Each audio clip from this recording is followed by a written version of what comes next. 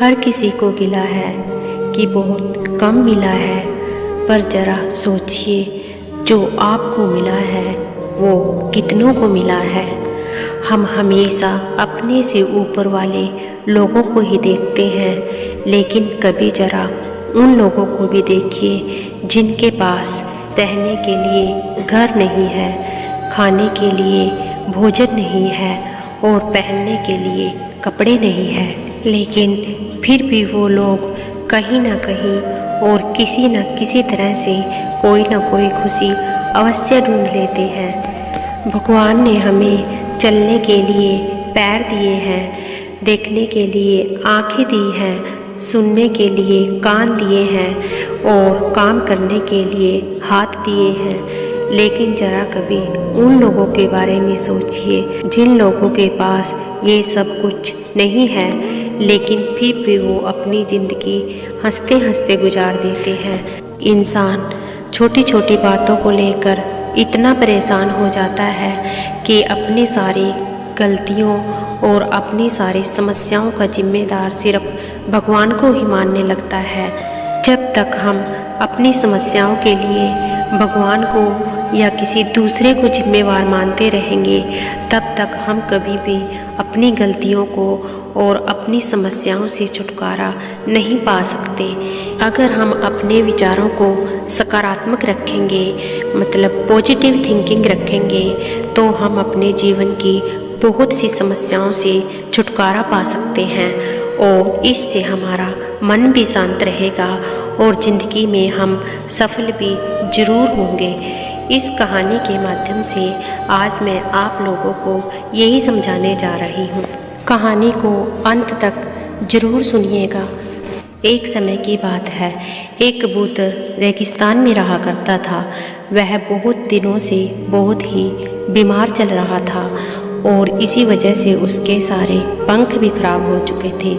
अब वह ना तो ज़्यादा ऊंचाई तक उड़ सकता था और न ही अपने लिए भोजन का इंतजाम कर सकता था।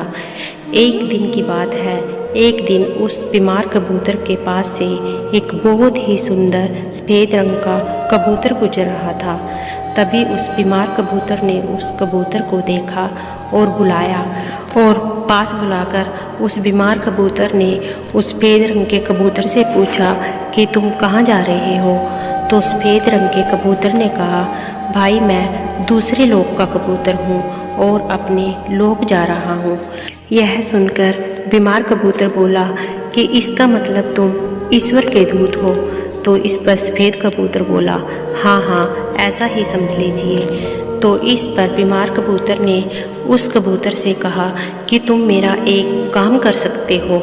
तो सफ़ेद कबूतर बोला, हाँ हाँ बोलिए, मैं आपका क्या काम कर सकता हूँ। तो इस पर बीमार कबूतर बोला कि तुम जाकर सिर्फ ईश्वर से इतना पूछ लेना कि मेरे दुख और कष्ट कब तक समाप्त होंगे। तो सफ़ेद रंग का कबूतर बोला, हाँ हाँ ठीक है, मैं बोल दूँगा। और ऐसा कहते हुए वह वहाँ से उड़ गया। और जब वह सफ़ेद कबूतर देवलोक पहुँचा तो उसने एक देवदूत से पूछा कि हे प्रभु, उस कबूतर के जीवन में कितना और दुख और कष्ट लिखा है।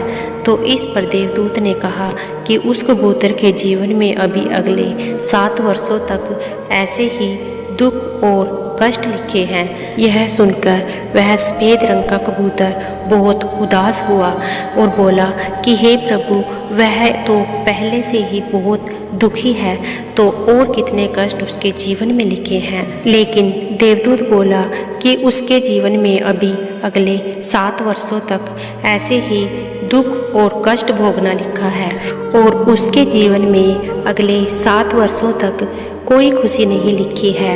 यह सुनकर वह देवीय कबूतर बहुत दुखी हुआ और मन ही मन सोचने लगा कि अगर मैंने यह बात उस कबूतर को बता दी तो वह बहुत दुखी हो जाएगा, वह तो पहले से ही बहुत दुखी है। तो वह उस देवदूत से पूछने लगा कि हे प्रभु, क्या इसका कोई उपाय नहीं है। तो इस पर देवदूत बोला, हाँ, इसका एक उपाय है, और यदि वह 7 दिनों तक इस उपाय को दोहराता है तो उसके सारे कष्ट और दुख दूर हो जाएंगे।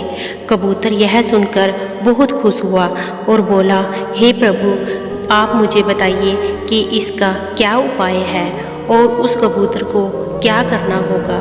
तो इस पर देवदूत बोला कि यदि कोई प्राणी अपने जीवन में इस वाक्य को दोहराता है तो वह अपने जीवन में सभी कष्टों और दुखों से उबर सकता है और अपने जीवन में कामयाबी भी प्राप्त कर सकता है। सफेद रंग का कबूतर बोला कि प्रभु, आप वो वाक्य मुझे बताइए ताकि मैं जाकर उस कबूतर को यह वाक्य बता सकूं और वह अपने कष्टों का निवारण कर सके। तो देवदूत ने बोला कि वह वाक्य यह है कि हे प्रभु, इन सब के लिए मैं आपका शुक्रगुजार हूँ। मैं बहुत खुशनसीब हूँ और मैं दुनिया का सबसे सर्वश्रेष्ठ प्राणी हूँ। इस सब के लिए हे प्रभु, मैं आपका बार बार धन्यवाद करता हूँ। अगर जो प्राणी इस मंत्र को दोहराता है तो वह अपने जीवन में कभी भी दुख और कष्ट नहीं पाता है। जब उस सफेद दैवीय कबूतर ने यह वाक्य सुना तो वह झट से उस बीमार कबूतर के पास गया और उसे जाकर उसने यह बात बता दी। कुछ दिनों के बाद फिर से एक दिन वह सफेद रंग का दैवीय कबूतर वहाँ से गुजर रहा था तो वह देखता है कि वह बीमार कबूतर बहुत ही खुश और स्वस्थ नजर आ रहा था। यह देखकर वह हैरान हो जाता है और वापस देवलोक जाकर देवदूत से पूछता है कि हे प्रभु, कोई इतनी जल्दी कैसे ठीक हो सकता है? उसकी ज़िंदगी के कष्ट इतनी जल्दी कैसे समाप्त हो सकते हैं? उसके 7 साल का कष्ट इतनी जल्दी कैसे समाप्त हो सकता है? तो इस पर वह देवदूत उसके प्रश्नों के उत्तर देते हुए कहता है कि यह सच है कि उस पक्षी की ज़िंदगी में अगले 7 वर्षों तक कोई खुशी नहीं लिखी थी, लेकिन वह हर परिस्थिति में यही वाक्य बोल रहा था कि इन सब के लिए हे ईश्वर, आपका शुक्र है।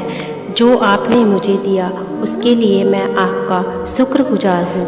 वह हर परिस्थिति में भगवान को धन्यवाद कर रहा था। इसी कारण से उसका जीवन बहुत ही कम समय में बदल गया।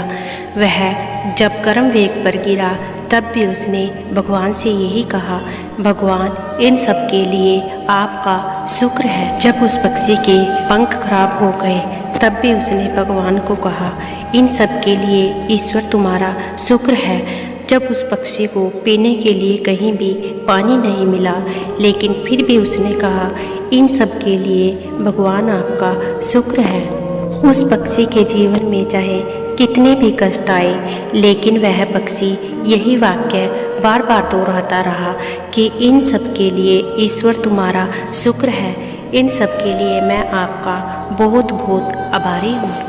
तो दोस्तों, आपने देखा कि उस कबूतर के 7 साल के कष्टों का निवारण केवल 7 दिनों में ही हो गया, क्योंकि उन्होंने हर कष्ट और परिस्थिति में केवल एक ही वाक्य दोहराया कि भगवान, इन सब के लिए आपका शुक्रगुजार हूँ। ठीक उसी तरह से अगर कोई इंसान अपने जीवन में भगवान के लिए शुक्रगुजार और धन्यवाद जैसे शब्दों को धारण करता है तो वह अपने जीवन के बड़े से बड़े कष्टों को भी आसानी से समाप्त कर सकता है।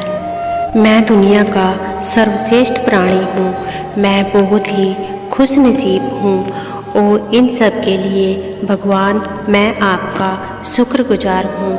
यह वाक्य और यह पॉजिटिव थिंकिंग अगर कोई मनुष्य अपने अंदर धारण कर लेता है तो वह जीवन में हमेशा खुशी रहता है।